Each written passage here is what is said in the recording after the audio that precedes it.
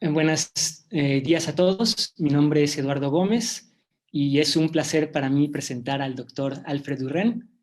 Alfred obtuvo su doctorado en la Universidad de Rochester. A su regreso a México, trabajó durante 4 años en el CICESE para después moverse al Instituto de Ciencias Nucleares de la UNAM, donde trabaja a la fecha. Su investigación se centra en la óptica cuántica experimental, particularmente en el diseño, implementación y caracterización de fuentes de luz no clásica, siendo su laboratorio en la UNAM líder en el país en el área. Ha publicado 62 artículos con más de 3.200 citas y ha graduado a 10 estudiantes de doctorado, 3 de maestría, 7 de licenciatura y ha recibido a 5 estancias postdoctorales.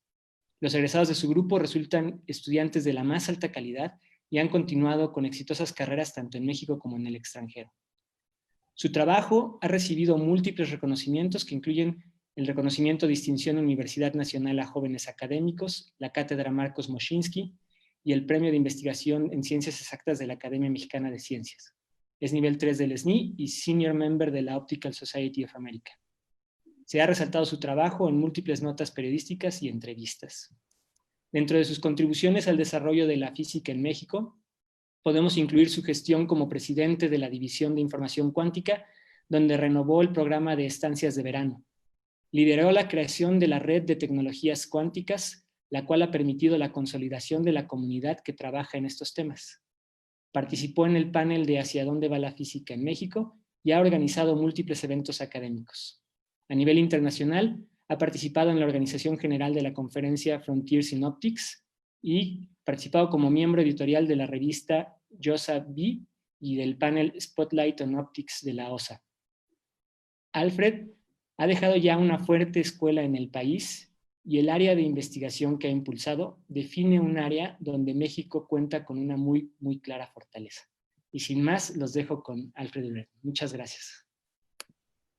Muchas gracias, Eduardo, y muchas gracias por la invitación. Bueno, el día de hoy... Perdón, Alfred, perdón por la interrupción. Nada más un recordatorio a todos. Les pido que durante la plática cualquier pregunta que tengan la pongan en la parte de preguntas y respuestas. No se esperen al final y al final habrá tiempo para responderlas. Perdón por la interrupción. Bueno, buenos días a todos. Gracias por la invitación, Eduardo. Y el día de hoy les quiero platicar de una serie de experimentos que hemos realizado, que se han publicado 3 artículos al respecto desde el 2019. Es un área de investigación que me gusta mucho a mí, porque aunque siempre nos hemos dedicado más bien a cuestiones de ciencia básica, este es un proyecto donde ya se le ve pues, posibilidades de aplicaciones, ¿no? De hecho, tenemos una patente en trámite del último trabajo que les voy a platicar. Bueno, entonces aquí hay algunas fotos de laboratorio. Ok, la plática consta de lo siguiente. Les voy a hablar primero brevemente de tomografía de coherencia óptica. Esa es digamos, es una técnica clásica que fue la base para una propuesta que ya tiene cerca de 20 años, que es una versión cuántica de la tomografía de coherencia óptica. Entonces, yo les voy a hablar de 3 experimentos que están aquí enumerados. El primero es la supresión de efectos de interferencia cruzada. El segundo es Full Field QOCT. QOCT es las siglas en inglés de tomografía de coherencia óptica cuántica. Y Frequency Domain, que son tres diferentes formas, 3 diferentes pasos hacia poder, digamos, algún día utilizar esta técnica de manera más realista, incluso, por ejemplo, en entornos clínicos, ¿no? En un hospital, que sería como el objetivo último. Bueno, así como para dar un poco de background, en nuestro laboratorio, en el Instituto de Ciencias Nucleares, nos dedicamos a diseñar y a demostrar fuentes de luz no clásica, además de pues, buscar aplicaciones para ellas, ¿sí? Entonces, aquí les pongo 4 diferentes tipos de fuente que tenemos en el laboratorio. El primero son experimentos basados en conversión paramétrica descendente, que es el proceso más común para generar parejas de fotones. El segundo es mezcla espontánea de 4 ondas, que se da, por ejemplo, en fibras ópticas. En nuestro caso siempre lo hacemos en fibras ópticas. También, bueno, este es un tema que se ha quedado un poco, ha sido un reto y no tenemos todavía una demostración experimental, pero hemos propuesto formas de generar tripletes de fotones, y ahora también estamos trabajando con mezcla de 4 ondas, pero no en fibras, sino en microesferas, en microresonadores de forma esférica. Ok. Entonces, en esta plática me voy a concentrar en SPDC como técnica para generar parejas de fotones, y voy a hablar de 3 experimentos, 2 de los cuales se llevaron a cabo en el ICN, en mi laboratorio, y uno se llevó a cabo en el laboratorio de Roberto Ramírez, que es un investigador en el CIO, en colaboración con nosotros. Y los 3 tienen que ver con el mismo tema de QOCT. Bueno, aquí están los colaboradores de estos trabajos. Está el técnico de laboratorio, Héctor Cruz Ramírez, Roberto Ramírez Alarcón y Dorilian López Mago, que son investigadores, colegas del CIO y del TEC. Postdocs, Omar Calderón en la UNAM, un par de estudiantes de doctorado, que Pablo ya ahora también es postdoc en mi grupo. Ali, que está ahora en la Universidad de Hannover, en Alemania, y bueno, 2 estudiantes de doctorado y de maestría del CIO, Seferino Ibarra y Carlos Sevilla. Bien, entonces voy a empezar hablando de OCT. El OCT es una técnica que se ha vuelto bastante recurrida ya en entornos clínicos, o sea, ya se utiliza en la vida real, y es básicamente una técnica que utiliza interferometría con luz de baja coherencia para obtener el seccionamiento óptico, lo cual quiere decir como mirar hacia adentro de algún tejido, por ejemplo, biológico, ¿no? Entonces, obtener información de la estructura interna del material. Ese es uno de los, no sé si es el primer artículo, pero es seguro de los primeros artículos, y esos es la figura y unos datos experimentales de ese artículo. ¿Ok?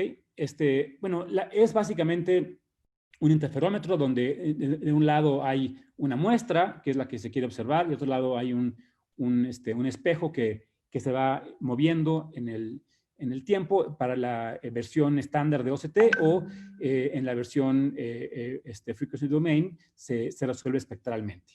Bueno, aquí hay otros datos experimentales más modernos. Aquí es un tomograma in vivo de una rana, de un renacuajo, y aquí nada más resaltar que, bueno, que se obtienen resoluciones de una micra axial, o sea, en la dirección de propagación del haz, y 3 micras transversales. Bueno, pues esto es como para tener una idea de dónde proviene lo que vamos a hablar en esta plática. Aquí les pongo algunas técnicas justamente para estudiar el interior de tejidos, por ejemplo, el cuerpo humano, ¿no?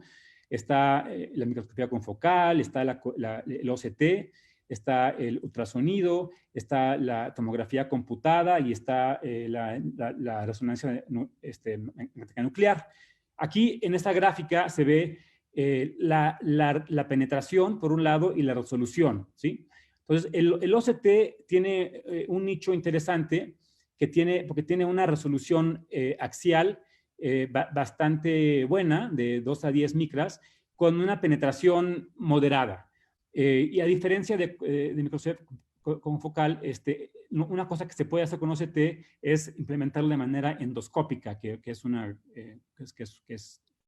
útil. Bueno, ahora sí me voy a pasar ya al régimen cuántico. Primero les hablo brevemente del SPDC. El SPDC es un proceso de óptica no lineal cuántica que ocurre en materiales de segundo orden, materiales no lineales de segundo orden, donde un haz de bombeo incide en un material de segundo orden, un cristal no lineal, y de vez en cuando un fotón de bombeo se parte en 2. Sin entrar en muchos detalles, bueno, en este proceso se conserva la energía y el momento. Aquí les pongo un diagrama de un artículo nuestro de divulgación, donde se habla de 2 diferentes tipos. En este trabajo nos vamos a concentrar en tipo 1, que significa que los 2 fotones que se generan tienen la misma polarización. En el tipo 2, que aparecen esos 2 conos, cada cono es de una polarización diferente, ortogonal mutuamente, ¿no? Entonces, el bombeo, que es un láser, un haz láser, llega al cristal y se generan pares de fotones, y que esos pares de fotones dibujan este cono. Es decir, cada pareja individual pues va a ocurrir sobre, digamos, sobre un diámetro del cono, ¿no? De manera que te queda un fotón de cada lado del bombeo para que se considere el momento transversal. Bueno, y en particular nos interesa mucho hablar de interferometría de Hong-ou-Mandel, que es la base para QOCT. Entonces, la interferometría de Hong-ou-Mandel es lo siguiente. Generamos de alguna manera un par de fotones, que llamamos SEI, Signal y Idler del inglés, y uno de los dos fotones hace que se retrase temporalmente de una manera controlada para que luego los dos fotones lleguen a un divisor de haz y se monitorean tasas de coincidencias a la salida del divisor de haz. ¿Okay? Entonces aquí a la derecha muestro un ejemplo de se llama DIP, esta estructura que es en el eje vertical, número de cuentas en coincidencia, en el eje horizontal es el retraso temporal entre los dos fotones, y aparece este dip característico, este valle, ¿sí? Donde en el centro del dip, en el punto más bajo, lo que sucede es que los fotones pues nunca salen separados, salen siempre juntos por el mismo camino. Aquí abajo le muestro 4 posibilidades. Cuando llegan dos fotones, pues pueden pasar 4 cosas, que los dos se reflejen, los dos se transmitan, o uno se refleje y uno se transmita, o viceversa. Y lo que ocurre cuánticamente es que los dos procesos de en medio que están señalados en un cuadro amarillo, esos interfieren de manera destructiva. Nos quedamos únicamente con los dos de las orillas, lo que nos da este estado cuántico que está abajo, que es un estado enredado, donde tienes dos fotones en el brazo 1 y 0 en el brazo 2, o viceversa, 0 en el brazo 1 y 2 en el brazo 2. Ok. Bueno, aquí les pongo el primer artículo, es un artículo muy, muy importante. Este proceso, este fenómeno ha sido de muchísimo interés y ha sido la base para muchas cosas. Aquí está el primer artículo que cuando se vio por primera vez este efecto, está el experimento donde se ve el interferómetro de Hong-ou-Mandel con el divisor de haz y los dos fotones que llegan al divisor de haz, y está el DIP que se vio por primera vez. Aquí se ve que pues tienen cuentas muy bajas, ¿no? Tienen menos de 1000 cuentas en 10 minutos. Desde entonces, pues la cosa han avanzado y tenemos fuentes más brillantes. Ok. Bueno, entonces ahora nos pasamos a QOCT. Ya que hablamos de Hong-ou-Mandel, QOCT es básicamente lo mismo, excepto que reemplazo un espejo por una muestra.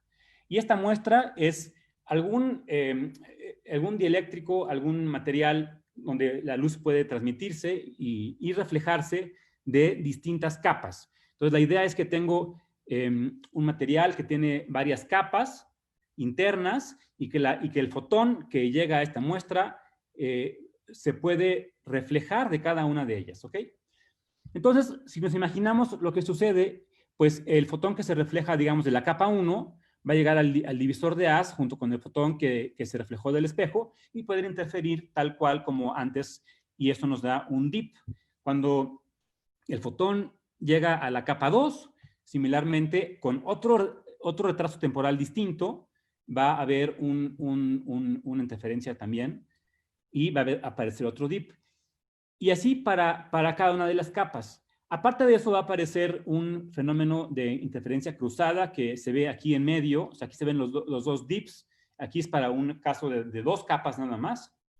Y aparece un artefacto, una cosa, digamos, que no nos ayuda, que es indeseable, que tiene que ver con interferencia cruzada. Vamos a hablar más de esto. Bueno, pero cuando se propuso el QOCT por primera vez, hay 2 cosas que se resaltan. Uno, que se incrementa la resolución por un factor de 2 con respecto a un sistema clásico equivalente para el mismo ancho de banda de la fuente de luz que se utiliza. Y segundo, que siempre cuando el bombeo sea de onda continua, que lo cual nos resulta en correlaciones estrictas de frecuencia, se da un fenómeno de cancelación de dispersión. Es decir, si la muestra tiene dispersión, es un material dispersivo, esta dispersión, siempre y cuando sea de orden par, no va a afectar a la resolución que nos da el ancho del dip. Ok. Bueno, el interferograma de Hongu-Mandel se escribe de la siguiente manera. Aquí me estoy restringiendo a el caso particular de un estado proveniente de un bombeo de onda continua. Esa es la ecuación que describe el interferograma. Ahora, cuando hablamos de QOCT, lo único que tenemos que hacer para pasar de Hongu-Mandel a QOCT es introducir una función de transferencia que describe la muestra. Entonces, por ejemplo, aquí abajo hay un dibujito de una muestra con diferentes capas, ¿sí? Entonces, la función de transferencia va a ser una suma con las reflectividades, la R0, R1, etcétera, son las reflectividades de cada capa, y las T mayúsculas, que son el tiempo de recorrido de la primera capa a la capa de interés y de regreso. ¿Ok? Entonces, de esa manera introducimos esa función H y eso me da el interferograma de QOCT. Entonces, bueno, me voy a ir un poquito rápido porque creo que ya me tuve mucho tiempo en la introducción, pero aquí es nuevamente para resaltar el tema de la resolución, ¿sí? Arriba les muestro la parte del interferograma que tiene que ver con la dependencia del delay de tau, y tanto para QOCT arriba como para OCT abajo. Y hay un factor de 2 de diferencia en el E a la I 2 omega tau o E a la I omega tau de abajo. Y este factor de 2 que viene de que son pares de fotones, ¿sí? Es el que nos da una mejora de resolución por un factor de 2. Aquí les muestro un experimento muy bonito donde hicieron OCT y QOCT y pusieron un medio dispersivo que es agua, en este caso, y se ve como en el caso de OCT, en la gráfica de arriba izquierda es el OCT sin medio dispersivo, y luego se introduce el medio dispersivo y se ve cómo se esparce, ¿no? este interferograma, y se pierde la información. A la derecha es el QOCT, y se ve que al introducir el agua, pasar de arriba hacia abajo, en realidad el cambio es esencialmente nulo. O sea que no se afecta la resolución que se puede obtener. Bueno, aquí les muestro el primer trabajo experimental que habló de que se puede cancelar la dispersión. Es un artículo también famoso de ya casi 30 años, ¿no? Donde se propone y se demuestra este fenómeno de supresión de dispersión. Entonces, igual arriba está el dip sin medio dispersivo, abajo está con medio dispersivo, y se ve que se recorre, pero no se afecta la forma de ese dip. Bueno, entonces para hablar un poco más en detalle de QOCT necesitamos dar una estructura a la pareja de fotones, y una manera de hacerlo es con un modelo gaussiano. Entonces aquí está un modelo gaussiano que básicamente tenemos una gaussiana en la dirección antidiagonal y en la dirección diagonal. Y aquí está una gráfica ejemplo para sigma más bien omega A y omega D, son los anchos de esta distribución. Ahí está un ejemplo. Y podemos ver a la derecha cómo se vería la misma distribución, pero en tiempo, o sea, haciendo una sumada de Fourier. Bien, entonces, con este modelo se puede demostrar que el interferograma para dos capas en particular se ve de esta forma. Aquí tenemos el interferograma que tiene dos dips, el primer término y el último término son los dips, y aparece un término intermedio que es el de interferencia cruzada. Entonces vamos a hablar más de esa interferencia cruzada en un momento. Y abajo están las visibilidades, estas V0, V1 y V mid, abajo están definidas, que son como las profundidades que alcanzan los dips, o la altura o profundidad que alcanza la estructura intermedia, que tiene que ver con interferencia cruzada. Bueno, aquí les pongo una animación donde es un estado típico de SPDC a la izquierda, es graficado en función de la frecuencia señal, frecuencia acompañante, y generalmente tenemos una anticorrelación, como aquí se muestra, ¿sí? Aquí tenemos una muestra de dos capas y tenemos a la derecha el interferograma de QOCT, y el punto aquí que quiero señalar es que al incrementar el ancho de banda antidiagonal, los dips se hacen más angostos, ¿ok? Entonces, la resolución va como 1 entre el ancho antidiagonal, el ancho espectral antidiagonal. Ok. Bueno, ahora vamos a hablar de esta interferencia cruzada de la que ya les hablé.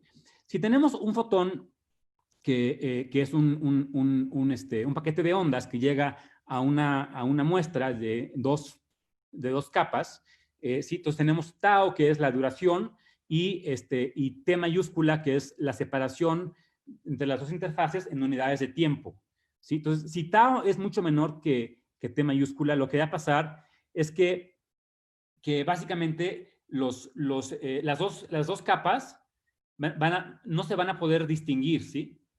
Y entonces, en este caso, que sería el caso pulsado, o sea, si tau es muy chiquito, que quiere decir que tenemos un pulso ultracorto, entonces ese pulso ultracorto va a poder distinguir las dos capas. Mientras que si la tau es muy grande, entonces básicamente el pulso no se entera de que hay dos capas. Y entonces en ese caso las dos capas son indistinguibles, o sea, no se da cuenta el pulso de que hay dos capas y funciona como si fuera una sola interfase. Entonces, esperamos que para pulsos cortos, que quiere decir anchos de banda grandes, podamos suprimir este efecto de interferencia. Ok.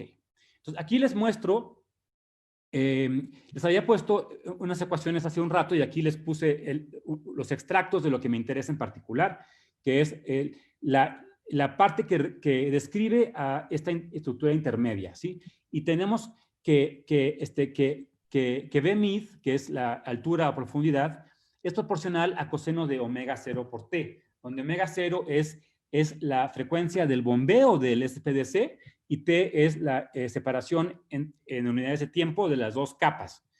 Y lo que vemos es que si variamos omega 0, como hay un coseno ahí, pues lo que es un valle se convierte en un pico o viceversa. Entonces, bueno, una idea es, pues, ¿qué tal si yo hago el experimento muchas veces variando omega 0 poquito, ¿sí? Entonces, lo voy barriendo. Y luego, en promedio, pues, es una manera de suprimir esta cosa que aparece en medio.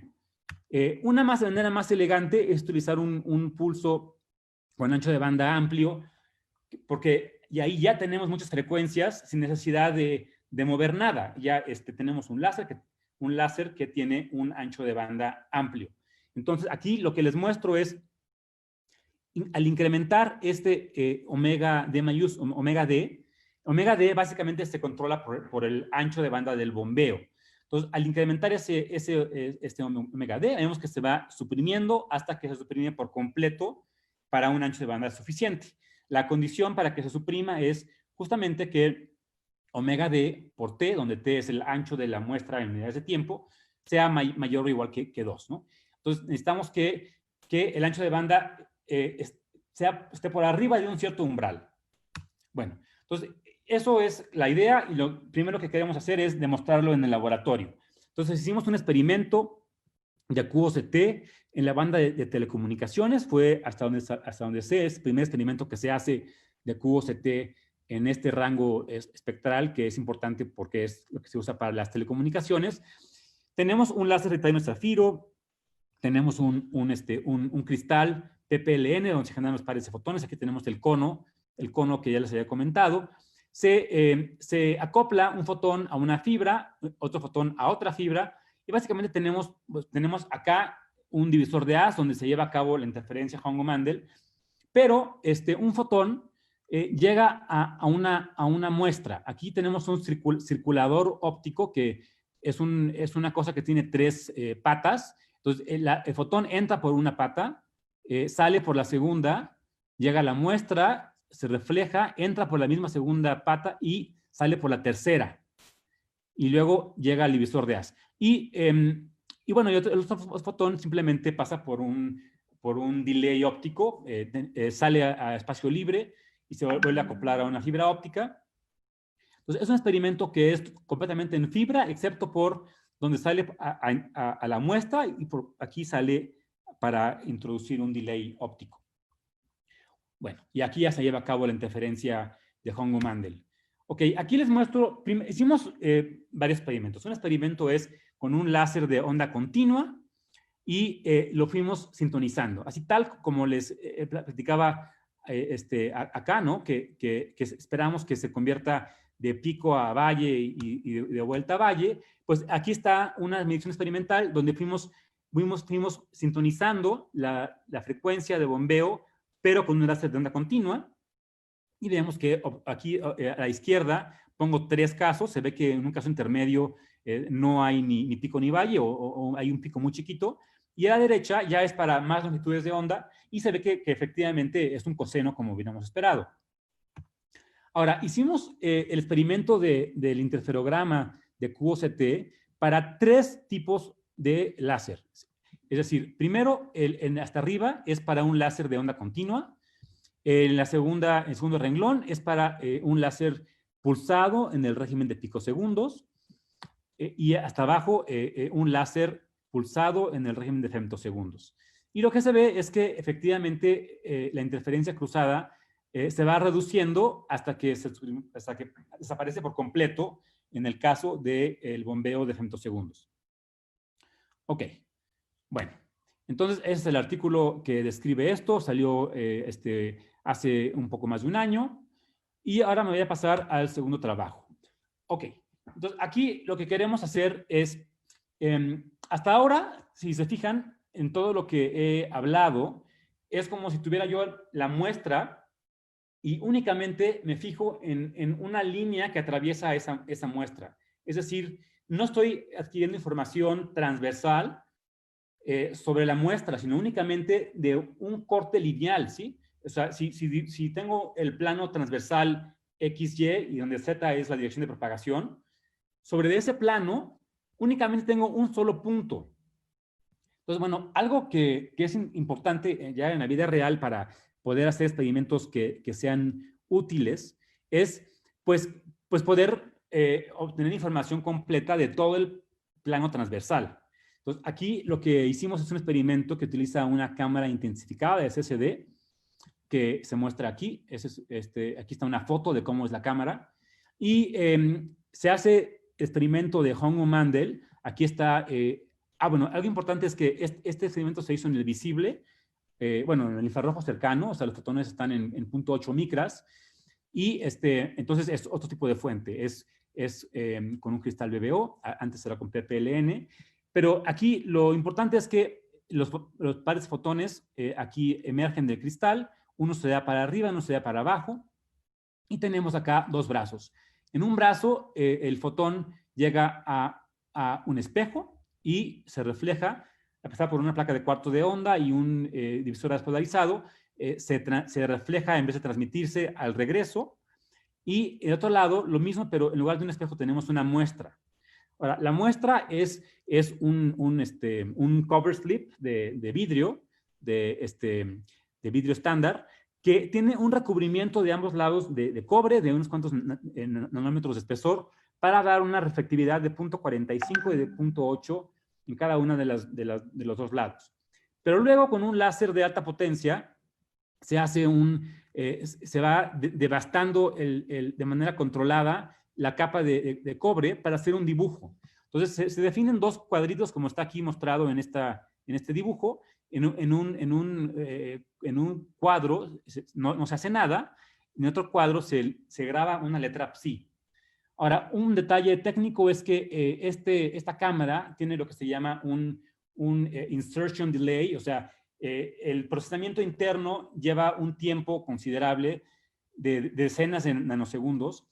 Entonces, es importante el compensar del otro lado para que los fotones lleguen al mismo tiempo. Entonces, aquí un detalle es que el fotón que llega a la cámara tiene que pasar por un delay óptico que está aquí dibujado, que son varios reflejos en la mesa óptica para alcanzar la suficiente longitud que necesitamos para compensar ese insertion delay de la cámara. Entonces, bueno, aquí lo que se hace es que, a diferencia de anteriormente, un fotón se detecta por una cámara y otro fotón se detecta por un fotodiodo de avalancha común y corriente.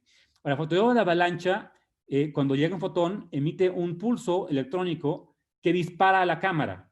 de manera que únicamente voy a observar cosas en la cámara en coincidencia con lo que haya sido detectado en el fotodiódo de avalancha. Entonces, efectivamente tengo la posibilidad de hacer una medida de coincidencias entre los dos brazos, pero de un lado tengo la resolución espacial, o sea, puedo ver en todo el plano transversal. Ok. Bueno, aquí les muestro algunos resultados experimentales. Primero, acá arriba tenemos, tenemos dos tipos de fuente. Tenemos una fuente versión sin filtrar, que sin filtrar quiere decir que el ancho de banda es lo más grande posible. Aquí está un dibujito, una grafiquita pequeñita del ancho del espectro de emisión, que se ve que es bastante ancho. Y está el Hongo Mandel, el DIP de Hongo Mandel estándar para una sola capa. Y luego tengo lo mismo con el arreglo de dos capas que tiene el cover slip, y de ambos lados tengo el cubrimiento de cobre, y de un lado está devastado, como ya les expliqué. Y luego abajo es lo mismo, nada más que con una fuente filtrada, que tiene un ancho de banda más angosto. Aquí el asunto es que por un lado la visibilidad es mejor para la fuente sin filtrar, pero la resolución es mejor para el caso filtrado. O sea, los dips son aquí un poco más mejor definidos, ¿sí? Para el caso filtrado. Y bueno, entonces lo que hacemos es, primero hacemos el experimento así como está aquí, con el fotón que pasa por la muestra, pasa por el cuadrito intacto y luego por el cuadrito devastado que tiene la TRAPS-C. Y aquí pues no podemos ver demasiado, o sea, vemos efectivamente los dos dips y la estructura intermedia, que aquí no la podemos quitar, pero no tenemos mucha información adicional que sea interesante. Sin embargo, al momento de habilitar la cámara intensificada, entonces pasa algo interesante. Aquí tenemos una serie de eso es como el interferograma de QOCT, de Hongo Mandel, pero resuelto espacialmente, ¿sí? Entonces, o sea, abajo tengo el interferograma común y corriente, y tengo como un pequeño acercamiento de cada uno de los dos dips, y tengo 6 puntos identificados. 1, 2, 3, 4, 5, 6, romano, minúscula. Y luego arriba tengo el interferograma o la foto de cómo se ven las coincidencias en ese punto, o sea, en ese valor del delay, ¿sí? Entonces, cuando estoy fuera del dip, por ejemplo, en el 1 y en el 3, no veo más que pues, una distribución de luz tipo gaussiana. Pero en el del medio, cuando estoy en la visibilidad máxima del dip de la izquierda, alcanzo a ver perfectamente la letra psi, que está como realzada, o sea, el número de cuentas es más alto que en el fondo. Y luego, en el segundo dip, tengo 4, 5 y 6. En el 5 estoy justo en medio del segundo dip, y ahí se ve también la letra psi, pero se ve como sumida, como una sombra, porque tiene menos cuentas que en el área circundante. ¿Sí? Aquí nada más es como una pila de todos los, de varias de estas gráficas, y aquí lo interesante es que pues podemos recuperar información transversal, que le llamamos full field, de campo completo, de la muestra, y no únicamente axial. Axial significa sobre la dirección de propagación principal, digamos, sino podemos ver todo el campo transversal, ¿sí? Entonces, aquí nada más para explicar el hecho de que tengamos un realzamiento y aquí como una sombra, o sea, que las cuentas son más altas que en el fondo, y acá viceversa, tiene que ver con lo siguiente. Aquí tengo dos tipos de regiones. Tengo la región intacta, donde o sea, tengo mi muestra, tengo las dos capas de cobre, y tengo en el centro una zona devastada, donde tengo una menor reflectividad porque tengo menos cobre. Entonces, ahí la R1, que es la reflectividad, se ve disminuida. Lo que hacemos es definimos unos contrastes de visibilidad, que es la visibilidad en el centro, o sea, en el área prima, que es el área que tiene daño óptico, dividido entre en el área circundante. Y hago eso para cada uno de los dos dips. Y lo que se observa es que si uno hace un pequeño calculito, uno puede ver que efectivamente se espera que para el DIP1, al reducir, o sea, el punto 45 es la efectividad si no le hago nada a esa capa, pero al devastar va a disminuir algún valor intermedio. Y lo que va a pasar es que la G1 va a disminuir por debajo de 1, y eso significa que el contraste disminuye. Y en el otro DIP ocurre lo contrario. Bueno, ok, entonces, muy bien. Con esto voy a pasar, aquí está el artículo que salió el primer día de este año, cuando todavía no nos imaginábamos todo lo que iba a pasar en el 2020, ¿verdad? Todo lo divertido del COVID. Bueno, entonces ahora me voy a pasar al tercer experimento, y que es, quizá hizo más tiempo porque es un poquito más largo. Entonces, aquí les voy a hablar, primero que nada, del concepto básico. Arriba tenemos el Hongo-Mandel, que ya les he comentado varias veces. Tenemos el láser, tenemos el cristal, tenemos dos fotones que se reflejan para llegar a un divisor de Haz, donde interfieren, y esto nos da un DIP de Hongo-Mandel, ¿ok? Esto es algo muy bien conocido. Ahora, se nos ocurrió hacer algo que es lo siguiente, que es, en lugar de nada más detectar los fotones que llegan que salen por los dos brazos de salida del divisor de Haz, ¿qué tal si también resolvemos espectralmente esos dos brazos, ok? Entonces, antes, en el último experimento, hablé de resolución espacial. Aquí voy a hablar de resolución espectral. Entonces, pongo un monocromador o un espectrómetro, algo que me diga el color de la luz que está siendo detectado. Entonces, la gráfica de abajo es una gráfica que corresponde a la de arriba, donde el eje horizontal es el mismo eje tau, que es el delay óptico entre los dos fotones. Arriba, pues nada más tengo la intensidad como función del delay, ¿no? La intensidad, bueno, las coincidencias en los dos brazos. Abajo tengo una variable nueva, que es la frecuencia detectada, ¿sí? Donde, si nos imaginamos el centro de este diagrama, el fotón señal, puedo decir que es lo que va hacia arriba, y el acompañante lo que va hacia abajo. Entonces, dos fotones que se generan como un par de fotones van a quedar simétricamente arriba y abajo del centro para que se conserve la energía. Este omega no es la frecuencia, sino es un detuning, es la frecuencia menos frecuencia de bombeo. Entonces, si yo tomo esta gráfica de abajo y la integro sobre la frecuencia, sobre este eje vertical, obtengo lo mismo que está arriba.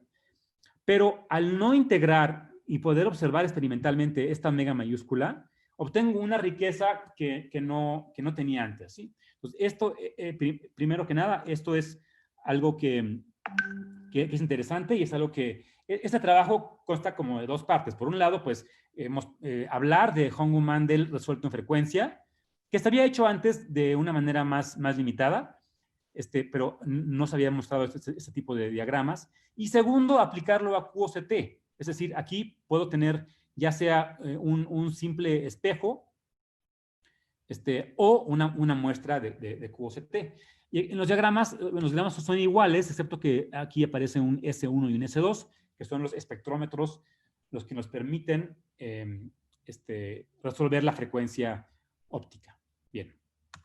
Entonces, bueno, el estado de los fotones para el caso particular de correlaciones estrictas de frecuencia o anticorrelaciones estrictas de frecuencia, que se obtiene con un bombeo de ancho de banda cero, o sea, un bombeo monocromático, se ve de esta forma. Ese es el estado de los fotones, donde tengo una función que llamo la función de amplitud espectral conjunta, que se escribe de esta manera, donde delta K es como el desbalance de momentos, es Kp menos Ks menos Ki. Y bueno, esta F es un filtro que ahorita no importa demasiado. Ahora, el interferograma, como ya habíamos mencionado hace un rato, nos queda de esta manera. Para este estado de fotones, el interferograma se ve de esta forma. Esa es la ecuación que describe el interferograma. Ahora bien, el hecho de de resolver espectralmente la frecuencia se traduce en quitar esa integral que está señalada en amarillo. Entonces, si yo quito esa integral, me queda un interferograma en dos variables, en tau, que es el delay óptico, y en omega, que es pues, esta variable espectral, que me dice la separación espectral entre los dos fotones que se están generando. Y obviamente puedo pasar del interferograma de abajo al de arriba, integrando en la frecuencia. Entonces, esta cosa que está aquí dibujada, que está graficada abajo a la derecha, resulta de esta ecuación que está aquí abajo para un caso típico, ¿no? Bueno, entonces aquí nuevamente vuelvo a dibujar lo mismo. Aquí está el mismo diagrama que llamamos interferograma dos-dimensional en retraso y frecuencia. Y puedo yo hacer dos cosas primero. Puedo calcular la marginal espectral, es decir, integrar sobre frecuencia para obtener una función de tau, y cuando hago eso obtengo, como ya dije hace un momento, obtengo el Hongo-Mandel estándar, el DIP estándar de Hongo-Mandel. Y a la izquierda tengo algo interesante que nunca se ha realmente estudiado demasiado, que es un Hongo-Mandel espectral, donde, o sea, aquí integro sobre los tiempos y obtengo, aquí es un poco distinto porque el background no es constante como acá, pero aparece un dip, ¿sí? Y eso lo que nos dice es que cuando, así como abajo, cuando los fotones son indistinguibles, que llegan al mismo tiempo al divisor de haz, interfieren de manera destructiva, cuando tienen la misma frecuencia, entonces interfieren de manera destructiva, y cuando tienen frecuencias distintas, interfieren de una manera, o sea, la interferencia destructiva no se da del todo. Entonces, las cuentas crecen a partir del cero hacia ambos lados. Ok, eso por un lado, eso explica el lado izquierdo. Ahora, el lado derecho viene de hacer una transformada de Fourier numérica, bueno, o analítica, como convenga, del eje vertical. Entonces, el eje vertical lo convierto a tiempo y obtengo lo que está ahí dibujado, que es una manera alterna de ver la misma información, y que esto lo vamos a ocupar en un momento, como voy a mencionar, porque lo que vamos a hacer, que es algo que a mí me pareció sorprendente, es tomar un valor fijo del delay. Aquí está una línea punteada dibujada, una línea punteada vertical. Entonces yo tomo un delay fijo y veo a la izquierda me resultan 3 picos, y a partir de ese delay fijo yo puedo recuperar el dip de Hongo-Mandel que hubiera obtenido, o sea, este de aquí abajo, que hubiera obtenido de mover el motor. Pero aquí el motor está en una posición fija.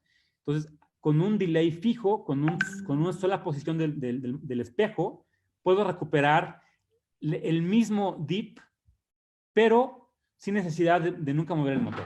Y esto nos traduce en un gran ahorro de tiempo. Bueno, aquí está el experimento, que no voy a mencionar muy en detalle porque se ve muy similar al primero que les mencioné.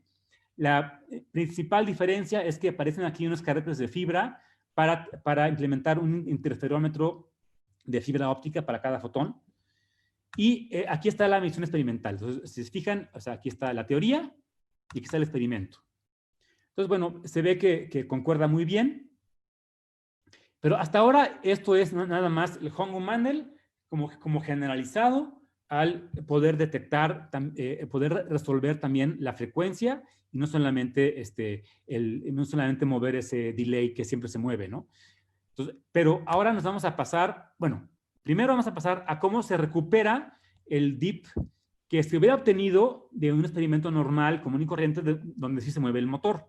Entonces, como les digo, se toma un corte vertical de este interferograma. Este corte se ve como lo que está aquí en el panel A. Se filtran el pico 2 y el pico 1. Se hace una transformada de Fourier. Más bien, se hace una transformada de Fourier. Luego se filtran y luego se hace una transformada de Fourier inversa.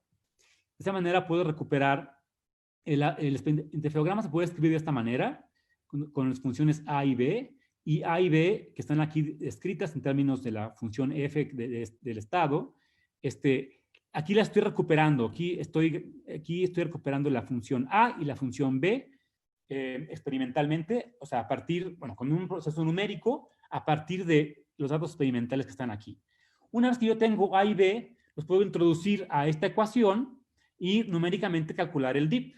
Entonces, eso es lo que hicimos aquí abajo. Aquí los puntitos son un experimento convencional, donde el motor se va moviendo. Y la línea roja es la reconstrucción sin mover el delay en ningún momento, o sea, para una posición fija del motor. Y vemos que la reconstrucción, pues, es muy buena, ¿no? Bueno, ahora nos pasamos a pasar a dos capas. Entonces, como queremos hablar de QOCT, la muestra más sencilla de QOCT sería de dos capas. Aquí tengo lo mismo que antes, o sea, eso es análogo a esto de acá, ¿no?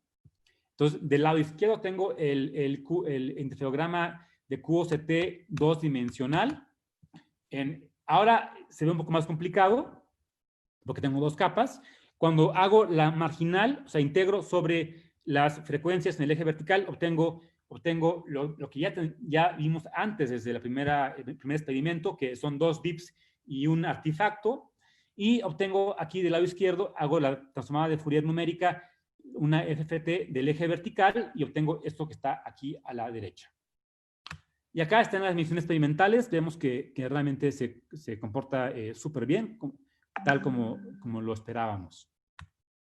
Aquí está la reconstrucción del interferograma, digamos, estándar que uno obtendría al mover el motor. Entonces, nuevamente, los puntos negros son el experimento moviendo el motor y la línea roja es la reconstrucción. Aquí arriba está el corte de en la gráfica de la izquierda en el panel A. Tomo en esta gráfica tomo un corte vertical que me da esto que está acá en el panel A. De aquí saco transformada de Fourier y obtengo todos estos picos, ¿sí? Y de estos picos puedo obtener la información de la muestra. Y ahorita voy a hablar un poquito más al respecto. Aquí les muestro esto ya no lo hicimos en el laboratorio. Eso es un caso de 3 interfaces. Como ven, se vuelve cada vez más complicado, ¿no? Del lado izquierdo tenemos un montón de líneas y cuando veo las trazas abajo, igualmente la de hasta abajo es el interferograma. Obtengo un DIP para cada interfase y un artefacto para cada par de interfaces. O sea, eso no sé si lo mencioné hace rato, pero los artefactos ocurren para cada par de... Si yo tengo un número X de capas, tengo que ver todas las combinaciones de 2 y cada combinación de 2 capas me va a dar un artefacto. Pero aquí aparece algo bonito, que es básicamente lo mismo que ya mencioné en el primer experimento. Si me paso a un régimen pulsado, entonces todos los artefactos se desaparecen. Entonces, lo que está a la izquierda se limpia, obtengo algo mucho más sencillo del lado derecho, y obtengo directamente aquí de la transformada. Esta gráfica de acá es la transformada de Fourier de un corte vertical de este tipo de diagrama, ¿ok? Entonces, ahí tengo todos estos picos, pero aquí ya sé que con la excepción del primer pico del centro, los otros 3 picos, y acá también hay otros 3 del lado izquierdo que como son simétricos no lo estamos desplegando, pero esos 3 picos del lado derecho corresponde cada uno a una interfase. Entonces, directamente yo puedo medir, de aquí del lado derecho, puedo medir la posición de las interfaces, ya sea directamente de esta función o de reconstruir el interferograma de QOCT. Bueno, y aquí lo interesante es que las dos cosas son útiles. La parte de onda continua es útil porque me da la cancelación de dispersión de la cual les he hablado. Únicamente ocurre con bombeo onda continua. Pero el caso pulsado me da únicamente los pulsos, los picos que me sirven. Entonces yo puedo tener un láser que pueda operar en ambos regímenes. Entonces, primero lo pongo en pulsado y veo cuáles son los picos que me interesan. Y luego lo vuelvo de onda continua y ya los mismos picos que ya tenía trazados me fijo en ellos y los puedo medir con el beneficio de cancelación de dispersión. Bueno, y ese es el artículo que salió también en la misma revista hace unos pocos meses. Y bueno, ¿cómo vamos de tiempo? ¿Tengo tiempo? ¿5 minutos? Ok. Aquí nada más unas 10 minutos. pequeñas animaciones. En el QSAT común y corriente, lo que yo haría es seleccionar un punto transversal y para cada punto medir el interferograma, ¿ok? Entonces tengo que ir rasterizando transversalmente y luego para cada posición transversal escanear el motor y así obtengo la información completa tridimensional de una muestra de interés, ¿ok? Entonces, si me imagino que tengo que hacer n, o sea, tengo n puntos por n puntos transversales y m longitudinales, tengo n por m puntos totales en mi medición. Luego, en el caso de full field que les hablé, aquí lo interesante es que tomo todo el plano junto y luego me voy al siguiente plano todo junto y así me voy, ¿ok? Entonces, aquí, pues, tengo una mejora de n cuadrada porque nada más tengo que hacer un solo escaneo de m puntos, ¿correcto? Luego tengo el caso de spectral domain, que les hablé al final, y acá sí tengo que hacer el rasterizado transversal, pero para cada punto de un jalón obtengo todo el eje axial. Entonces tengo una mejora, un speed up de m, donde m es el número de puntos que tenía que tomar axiales. Entonces, obviamente, lo que esto sugiere es pues un caso ideal donde tenga las dos cosas, tenga spectral domain y full field. Y aquí el speed up factor, o sea, el factor de mejora en tiempo es n cuadrada por m. Y aquí nada más como para hacer un ejemplo numérico, ¿no? Si tengo una muestra que tenga 1 milímetro de profundidad, índice de refracción de 1.5, si quiero aprovechar la mayor resolución obtenida hasta la fecha, que es de 0.5 micras, de Hongo-Mandel, si necesito 3 puntos por cada dip para resolver ese dip, y luego tengo una muestra que tiene 1 milímetro de transversal, tiene un tamaño mínimo de detalle transversal de 10 micras.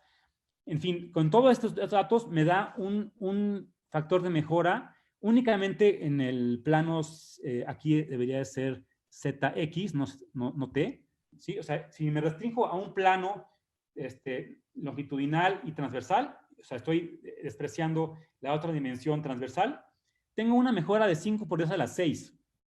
Entonces, cuando hablamos de 5 por 10 a la 6, esa es la mejora en el factor de mejora en tiempo. Ustedes pueden imaginar que si paso de 1 segundo a 1 segundo multiplicado por eso, que nos da como 60 días, ¿no? Pues si ustedes van a la clínica no van a estar 60 días con el ojo metido en un aparato, ¿verdad? Eso no es muy práctico, pero 1 segundo quizás sí. Entonces, estamos emocionados porque sentimos que es algo que sí que sí es aplicable, que sí puede ser interesante. Y esta última parte del frequency domain, tenemos una patente en trámite al respecto. Entonces, bueno, y nada más rápidamente, creo que no mencioné el por qué. Mencioné aquí en el primer experimento que se suprime la interferencia cruzada, pero no dije por qué. Bueno, esta cosa intermedia nos resta resolución porque los picos, los dips, se van a estar encimando, ¿sí? Entonces, eso no lo dije, pero el punto de suprimirlo es porque entonces se pueden ahora acercar mucho más los dips y podemos tener muestras que tengan planos más próximos y sí poderlos resolver. ¿Sí? Entonces, pues con eso termino y muchas gracias. Pues muchísimas gracias, Alfred. Qué bárbaro, qué impresionante está el trabajo, muy bonito. Entonces, todavía no aparecen preguntas en el panel de preguntas y respuestas. Los invito a ponerlos. Todavía tenemos algunos minutos para la discusión. Y mientras aparecen, pues quizá yo tengo una pregunta. Tu gráfica esta que pusiste, donde mostrabas el tiempo en un eje y la frecuencia en el otro, que ya desdoblabas la información espectral, ¿cómo se vería esa gráfica si tienes dispersión? Sí, esa es de la izquierda. ¿Qué le pasaría a la gráfica de la izquierda con dispersión? Bueno, como les comentaba, el Hongo-Mandel, básicamente el QCT está basado en Hongo-Mandel. Y el Hongo-Mandel, cuando utiliza un bombeo de onda continua que nos da correlaciones, anticorrelaciones estrictas de frecuencia, automáticamente suprime el efecto de la dispersión de orden par. O sea, si tengo dispersión de orden 3, pues esa no se va a ir, pero de orden 2, que generalmente es la más dominante, sí se va. Entonces, esta gráfica no cambia. Ya si estamos hablando de un bombeo pulsado, entonces sí, al haber dispersión, como que hicimos unas gráficas como esas, como que se doblan estas o sea, en lugar de verse como esta división vertical, como que se empieza a doblar, ¿no? Pero sí, en el caso de onda continua, pues no tiene ningún efecto. Bueno, hay una pregunta de Ricardo Ancheta, si le pudieran habilitar el micrófono. Hola. Hola. Sí, adelante. Hola, ¿qué tal, doctor Alfred? Muchas gracias por su presentación. Mi pregunta es una duda que me surgió. Por ejemplo, este artefacto ahí indeseable que simula que hay otra interfase entre las que se está estudiando, ¿eso se podría utilizar, digamos, en un protocolo de comunicación, utilizando este artefacto como un elemento de codificación de la información? Pues mira, la verdad es que no hemos explorado, o sea, hasta ahora hemos visto ese artefacto más que nada como una molestia que queremos eliminar, pero sin duda se podría hacer un estudio al revés, ¿no? Bueno, está este efecto, sabemos que tiene propiedades como que al variar la frecuencia de bombeo se convierte de un valle a un dip. Además, algo interesante es que los dips principales se van reduciendo de visibilidad. Si tengo más y más capas, se van diluyendo, pero esos picos intermedios no tienen esa cuestión. Entonces, la visibilidad se mantiene intacta. Entonces, no lo hemos pensado demasiado, pero estoy seguro que habría posibilidades de aplicarlo, ¿no? Para ya, no como una molestia, sino como algo que vas a utilizar. Entonces, estoy seguro que sí, pero no lo hemos estudiado. Ok, creo que esta pregunta fue de... Muchas gracias.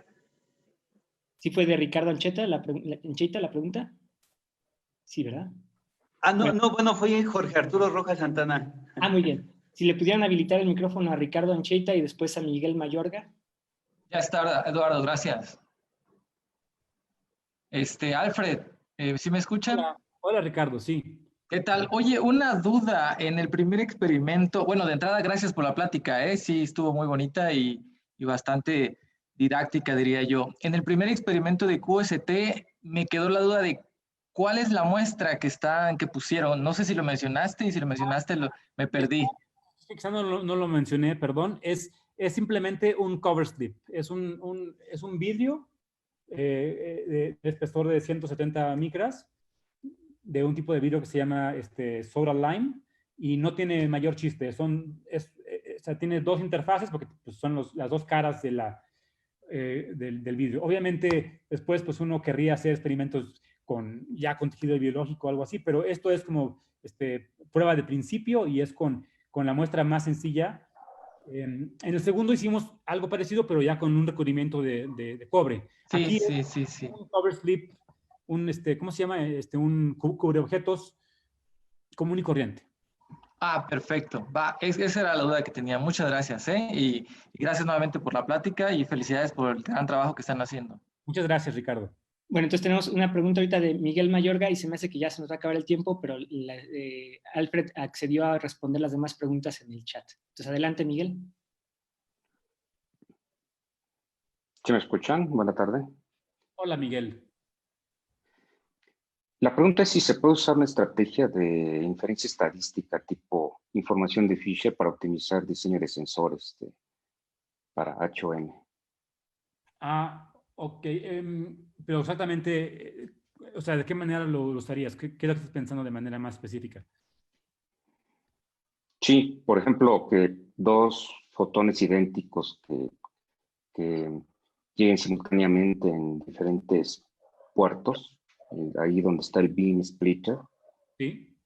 de tal manera que se pueda usar para medir los optical delays entre dos diferentes trayectorias. Entonces, pues sí se requiere una precisión para que en la medición que contenga, por ejemplo, fotones de distintas frecuencias, por ejemplo, para bandas, anchos de banda grandes, ¿no? Entonces, el análisis de los datos de inferencia estadística tipo Fisher, pues pueden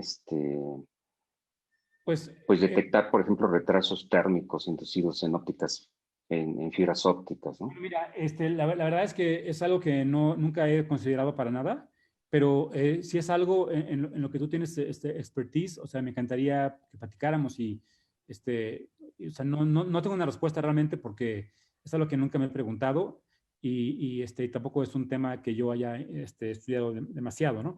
Pero con muchísimo gusto, si tú gustas, platicamos y pues quizá podamos colaborar en eso, ¿no?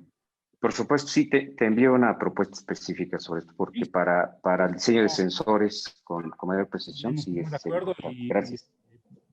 hablamos por Zoom. Gracias, mi hermano.